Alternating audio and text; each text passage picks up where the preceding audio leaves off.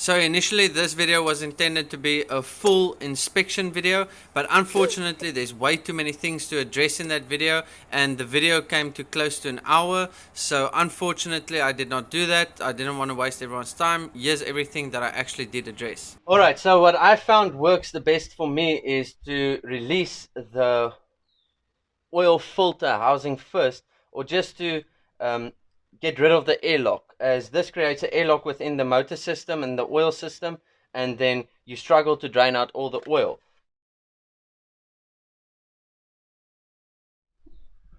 Alright, so if you still have your inspection plate, obviously remove that, and then you'll see your sump plug.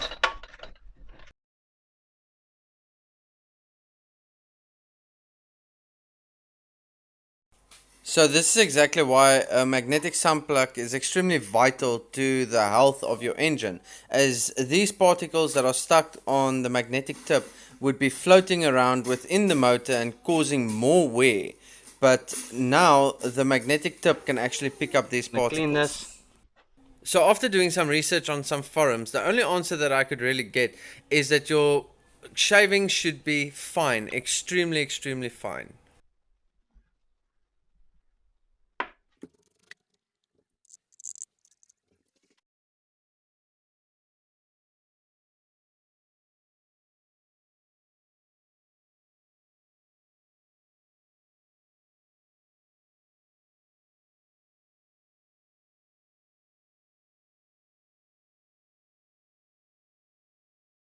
So next we'll be diving straight into something that I think is long overdue on my vehicle, and that I think has never been changed before. So we'll be changing out the brake fluid in the entire braking system.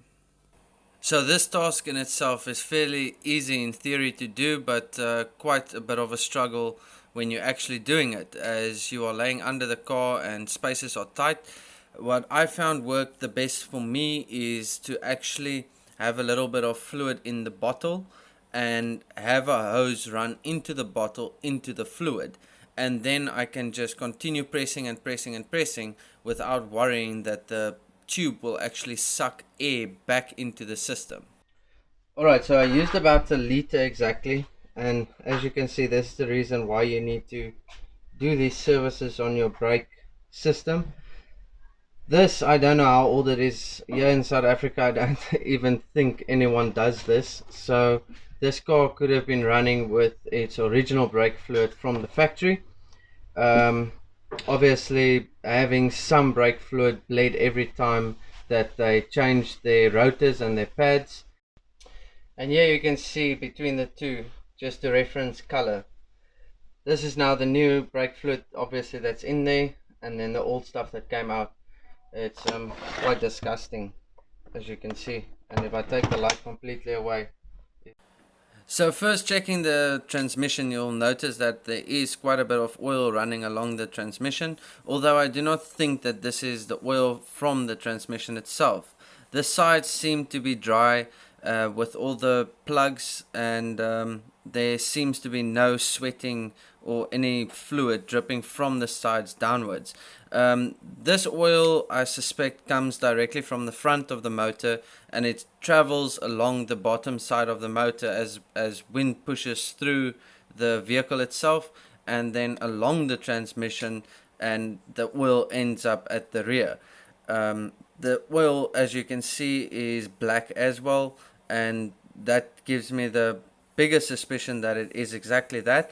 You can see a lot of oil around the rear seal, and this I'll have to just clean. I'll have to clean all of the oil off, and after driving the vehicle a few times, I would have to inspect this each and every time to be able to say whether it is my transmission oil or whether it is oil coming from the motor itself. At this moment, there's just too much oil everywhere to make a simple and accurate prediction.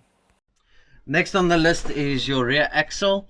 So since this doesn't really have a rear axle, it has the differential only, and then it has the axles running out from that, the shafts. We'll just check the differential for any leaks, and it does not look like the differential is leaking anyway.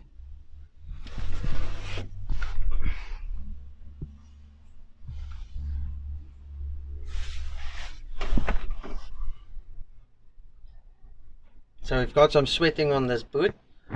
Now once again, I doubt that the sweating is actually coming from the differential itself, as that ring that is sitting against the differential would actually be wet. I think this is more sweating from the boot side, and that is just grease that is seeping out.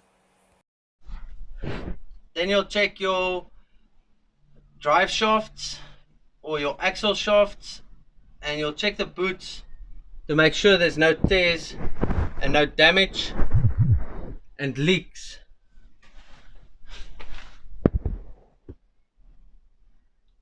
So you'll actually feel around these and just press them a bit.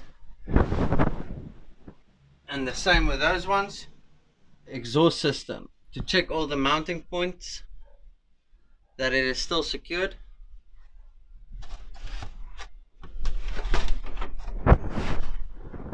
And the condition of those mounting points.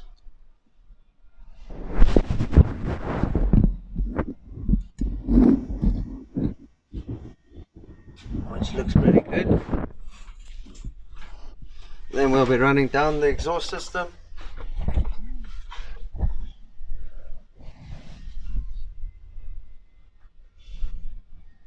Checking the mounting points.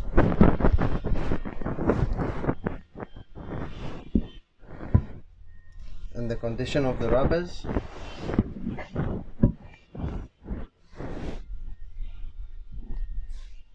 There's one bolt missing on this side,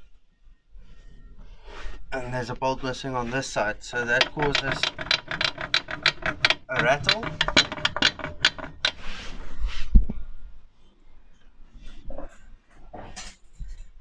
Have a look at these, and there you can see some blow-by. Everywhere where you see the black is blow-by. That would be an exhaust leak, and that was when I did my exhaust. So we've got those two leaks. Some minor problems to address. Alright, so next is the fuel tank, and we'll check those connections.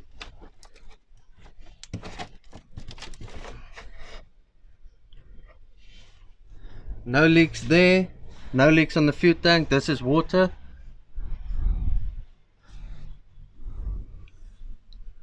Do not see any problems with that. There you can actually see that this metal piece is touching my drive shaft.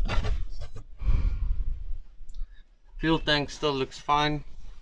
No bumps, no cracks, no indentations. This is plastic, so should you bump it, it will break. Next, we'll move to the fuel lines. So here's the other side's fuel tank. And once again, don't see any problems with that. We'll check the lines coming down and over. Don't see any leaks. There's my hydro e-brake that I installed. Alright, so then we'll go and look here behind this bracket. You move this hose.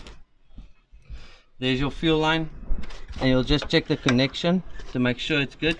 And okay everyone, so that's it for this video. So I just wanted to show you guys everything that was worrying me a bit, and things that I needed to address or just have a look at on my vehicle itself. And next we'll be touching again on the hardtop and the race top, and I'll be continuing on that. Thank you all for watching, and I'll see you guys on the next one.